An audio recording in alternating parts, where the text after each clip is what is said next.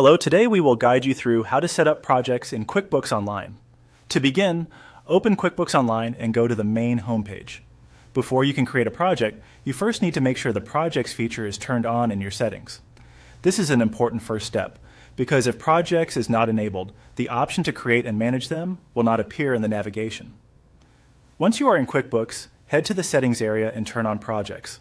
As you do this, simply follow the on-screen procedure provided by QuickBooks. The platform will guide you through the setup, and in most cases, this only takes a moment. If you see prompts or confirmation options, continue through them until the feature is fully enabled. Taking the time to complete this properly ensures that project tracking will be available and ready to use. After Projects has been turned on, return to the QuickBooks homepage. From there, move your mouse to the 9-dot menu icon.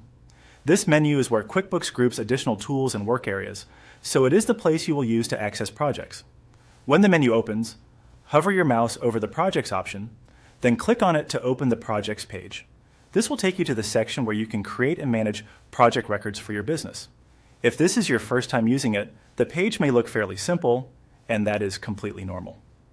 Next, click Start a Project.